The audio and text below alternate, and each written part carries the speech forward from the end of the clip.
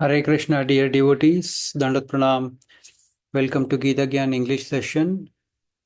Today we will be discussing 4 slokas from the 18th chapter, 19, 20, 21 and 22. So let us recite the slokas. Jnanam karma cha karta cha tridhaiva guna bhedatah projate guna sankhyane yatha vachrunotanyapi. Translation by Srila Prabhupada. Srila Prabhupada ki jai. According to the 3 different modes of material nature, there are 3 kinds of knowledge, action and performer of action. Now hear of them from me. 20th shloka. Sarva bhuteshu yenaikam bhavam avyayam ikshate avibhaktam vibhakteshu tajnanam viddhi satvikam. That knowledge by which one undivided spiritual nature is seen in all living entities, though they are divided into innumerable forms, you should understand to be in the mode of goodness. 21st shloka. Prithaktvena tu yajnanam nana bhavan pritak vidhan vetti sarveshu bhuteshu tajnanam viddhi rajasam. That knowledge by which one sees that in every different body there is a different type of living entity, you should understand to be in the mode of passion. 22nd shloka. Yattu kritsna vadekasmin karye shaktam ahaitukam atatvartha vad alpam cha tattamasam udahritam. And that knowledge by which one is attached to one kind of work as the all in all, without knowledge of the truth, and which is very meager, is said to be in the mode of darkness. Hare Krishna. Hare Krishna, dear devotees. So, we'll just go for a small recap and then we'll come back to the discussion.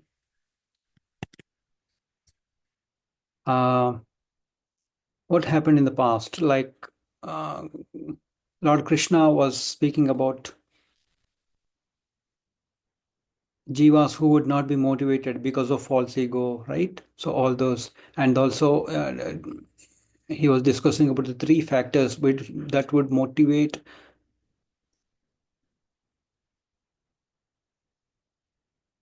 the actions and the senses.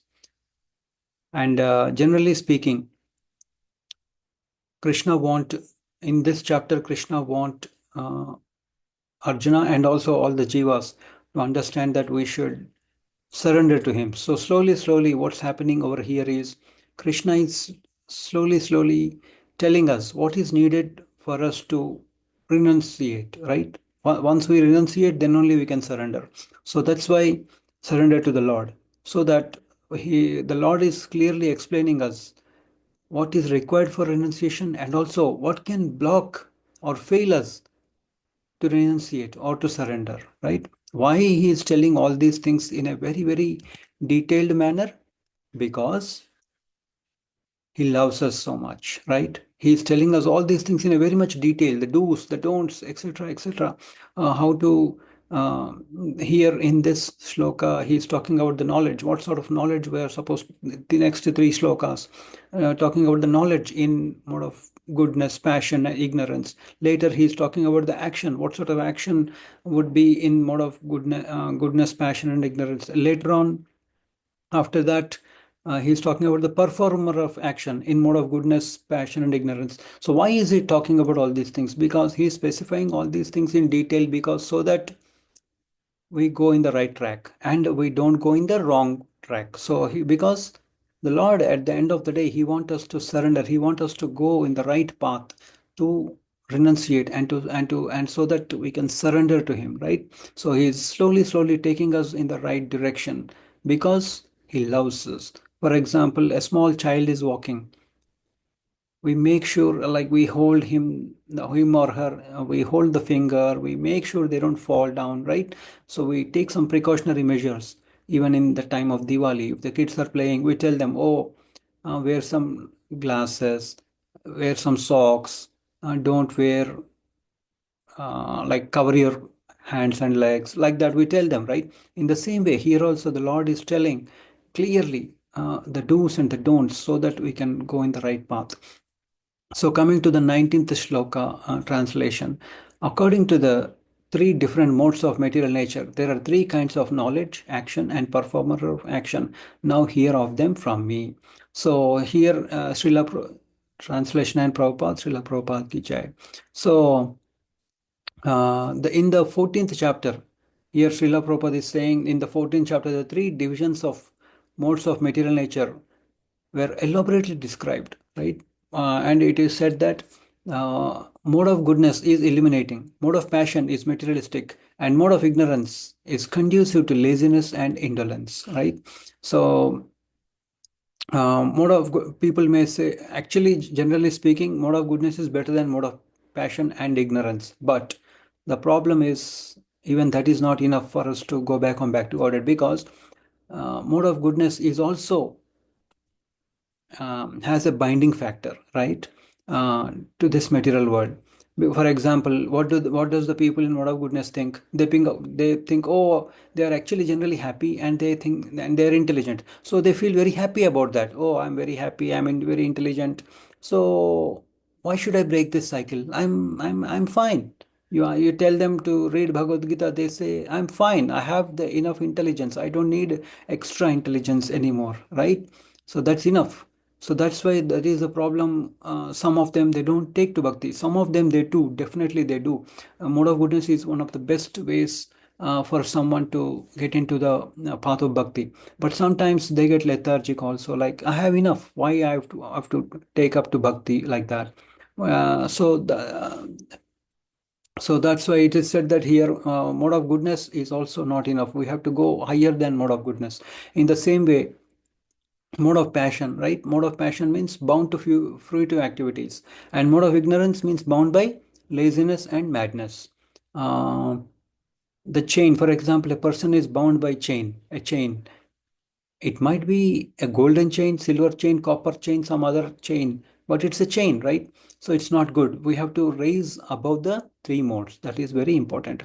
And also here in the seventh, Srila Prabhupada is saying, in the seventh chapter, the Lord spoke about different types of men worship in different modes of material nature, right?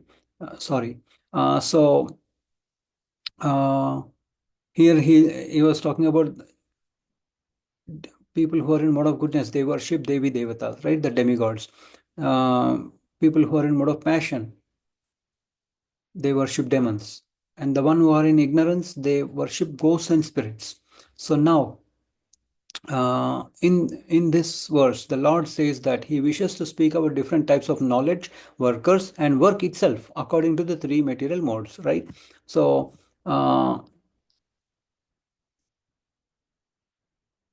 because why Lord is speaking about all these things is because it helps us to understand what sort of work we do, how we should rectify ourselves to get higher and higher, right? To obtain, we go from wherever, whatever stage we are in, we have to go to the higher, right? For example, a person is in ignorance, they should get to the, at least to the passion, and then later on he understands, oh, even passionate is not useful. Then he goes to the goodness, and then he understands, oh, even goodness also is binding me, let me go a little higher. So that's why the Lord is telling us all these clear details, so that we go from to the higher state of existence, right? Because one Prabhuji, I was listening to one class, and he was telling we should have consistent practice and consistent advancement, or else there is no joy in uh, in the bhakti, right? This is talking about, he was talking about bhakti, how we do bhakti. Consistent devotional practice, consistent practice, and consistent advancement is required, or else there is no joy.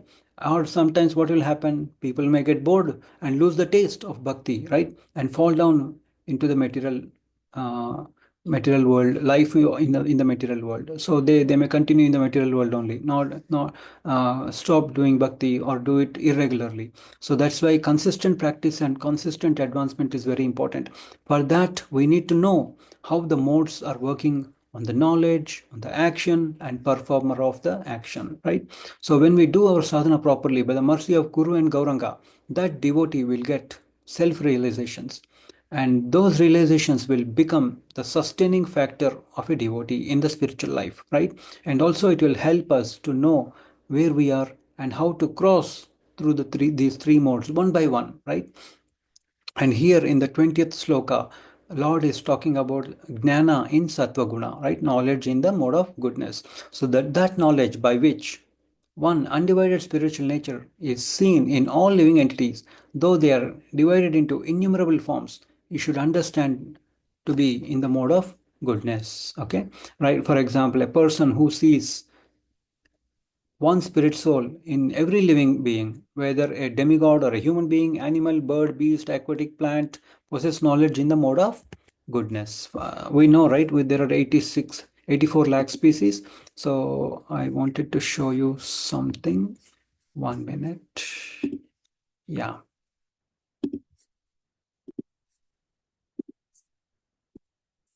So if you see this picture, what are we seeing in this picture? We are able to see the soul, like say what we are supposed to see is we should see the Paramatma, right? The spirit soul, mainly the spirit soul. Here Srila Prabhupada talks about spirit soul, not the Paramatma, but the spirit soul, right? So we are seeing a soul in each and every being, in the tiger, a human being, lion, whoever there are, or in all the bodies. What we are supposed to see is the spirit soul, right? Okay. Um, so it's like that's the right process. When we what happens when we do that, we'll become calm, we'll be nice to everybody, we will enjoy life better when we see everybody, when we see the spirit soul in everyone.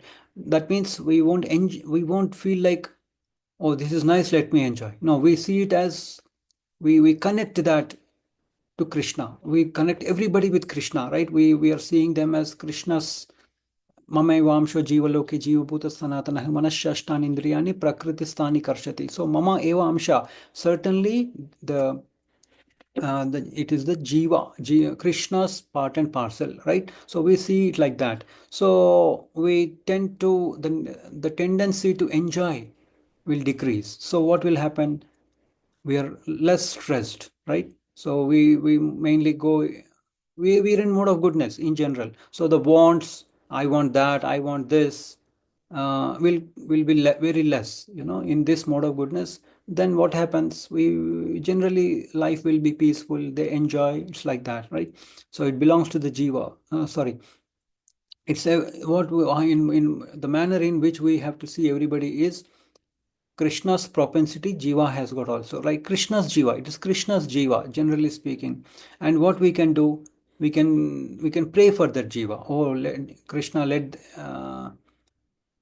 this jiva also know about you, so that they can also come back to you one time or the other. If we are unable to preach to them, we can pray. If we are able to preach to them, help them, we can give them a book, right? If they are approachable, we can give them a book, we can give them prasadam. If they are not approachable, we can pray to the Lord. Oh my dear Lord, please, this jiva is in ignorance. This jiva doesn't know what he is doing. He is in ignorance. So he or she is in ignorance. So please help this jiva so that he can be in the right path. Like, so one time or the other, when devotees pray, Krishna will send one time or the other books or devotees to that jiva, and slowly it will be nice if he can become a devotee in this lifetime. If it is not, at least he can you will get a chance to become a devotee in the next life, because a pure devotee has prayed for that, right? It's very important. So that's why prayers are very important. So here in all the living entities, one spirit soul is there, although they have different bodies in terms of their previous work, right? In the 7th chapter also, the manifestation of the living force in everybody is due to the superior nature of the Supreme Lord. So here depending on one's karma, the punya or a papa, right? The good karma, bad karma, body is given to the jiva accordingly, right? So what here Srila Prabhupada is saying, thus to see that one superior nature, that living force in everybody is to see in the mode of goodness. That living energy is imperishable, although the bodies are perishable.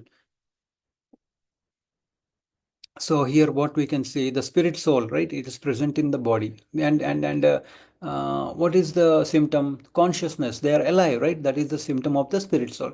For example, if the spirit soul has left the body, what will happen? Death will happen. So that's why we should understand that if we can understand that, that means we are in mode of goodness. So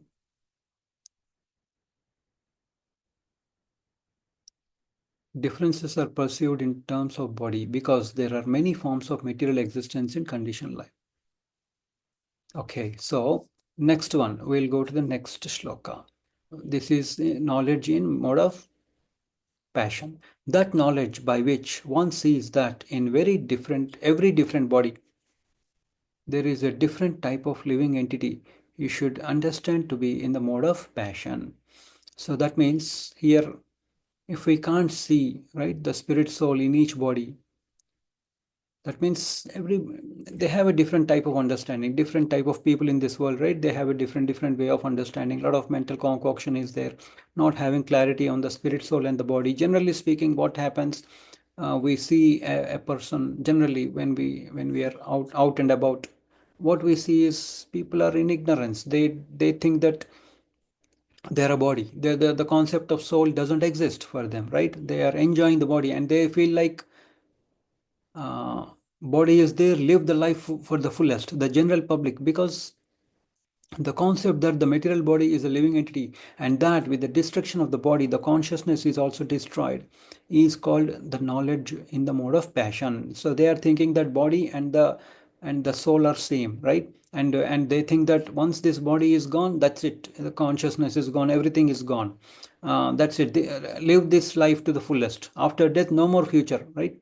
So that is the person who is in mode of passion. So enjoy, that's it, the sinful activity they do. Because of this ignorance they do the sinful acts.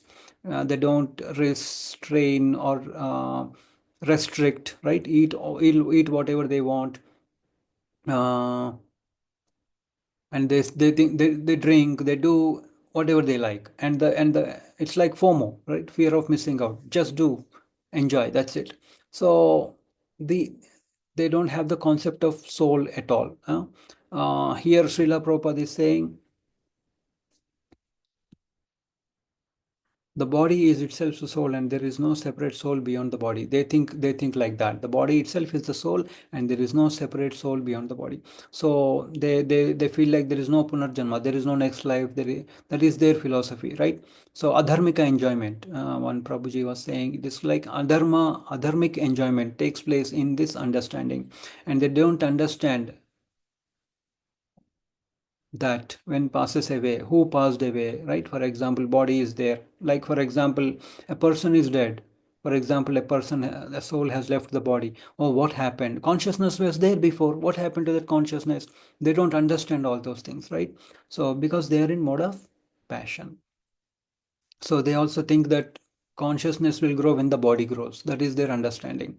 And here Srila Prabhupada is saying there is no there is another thought process, that is there is no individual soul, but there is an all-pervading soul which is full of knowledge, and this body is manifestation of temporary ignorance. So that is the thought process, Buddha philosophy, right? Close to Buddha philosophy, they say. Okay. And or beyond this body there is no special individual or the supreme soul. This is the Mayavadi philosophy. They don't believe in the Lord, they only believe in Brahman. They want to merge into the Brahman. So it's like that. So and all such conceptions are considered products of mode of passion. The conclusion is soul doesn't exist. Symptom of soul, the consciousness does not exist. The Mayavada, right? What do? They don't understand the individuality, right? They want to merge into the Brahman, right? So it's like that. And they think body is lost, mixes to the Brahman, all mixes to one. For example, the example is given as a pot. There are some pots. Think that there are some pots. Pots means there will be air in it, right? So when you break those pots, there is a inside air, outside air. All the air becomes one. They think like that. Outside air, there is no difference between the outside air, inside air, like that. They think that they all are one, like that, you know. So it's a wrong philosophy. And here it is also said that our Shraddha should be is very soft. Like the budding devotees, especially the Shraddha is very soft. Therefore, if we hear anything of this sort, our faith will be shaken or destroyed. So that's why we are not supposed to listen to these unauthorized scriptures, right? Only we should listen only to the bona fide sampradaya, scriptures from the bona fide sampradaya. So that's why we should be to be careful about our spiritual life and not to lose it. We are not supposed to listen to this Mayavada philosophy.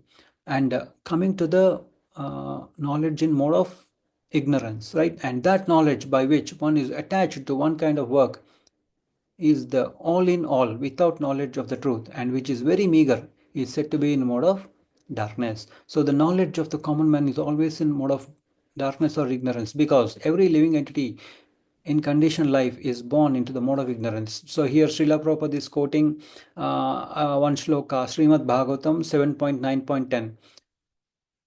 Janmana jayate Shudraha, right? Like for example, it is saying that by birth all are born as Shudras. And what happens next?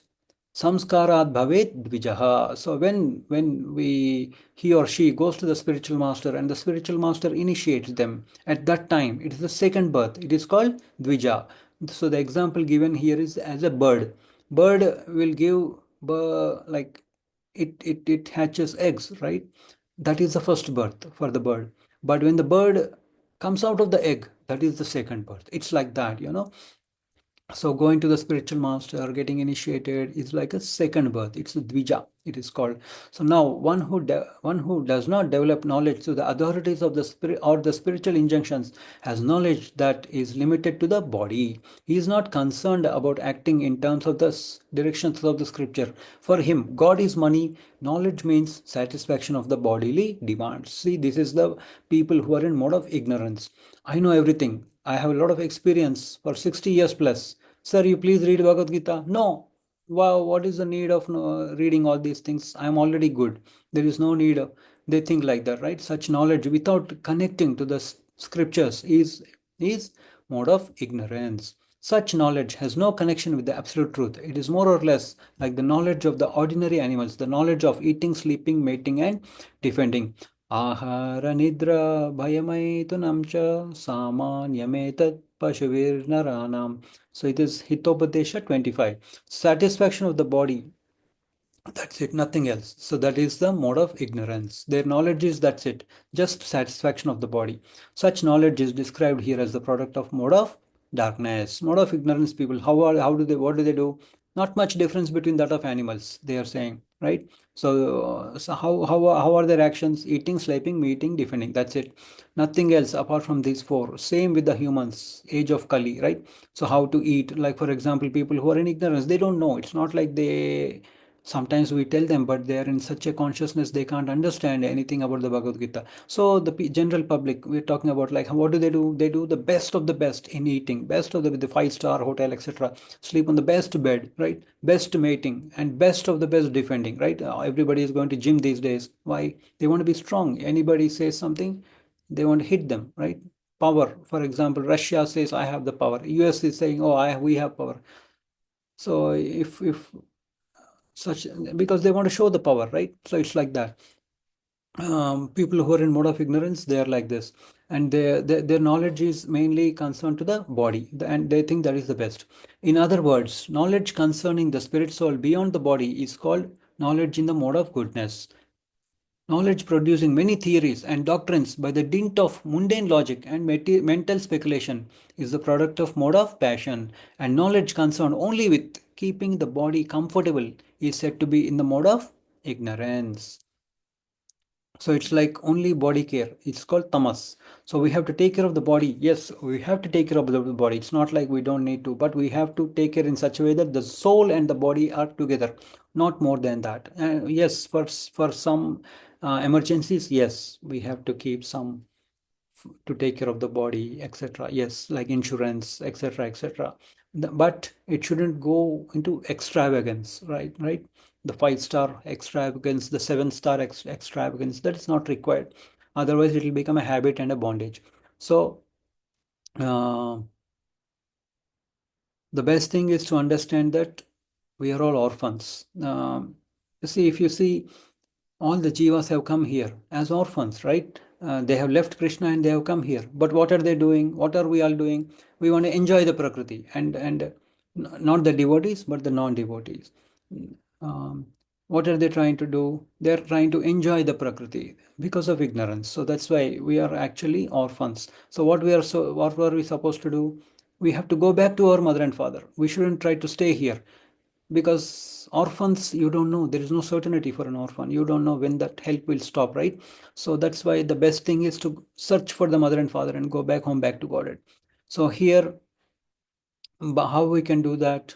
By following the 4 regulatory principles, chanting the 16 rounds nicely, attentively. Then slowly we will rise different modes, from ignorance to passion, passion to goodness, and then to higher than mode of goodness. Then we will become eligible to go back to Godhead. So in the next shlokas, um, Lord Krishna is going to talk about the doer, the work, and the action in mode of goodness, and the doer, how they will do the mode of goodness in the 3 modes, that we will discuss in the next few slokas. Thank you, dear devotees, for joining. Hare Krishna. Thank you very much.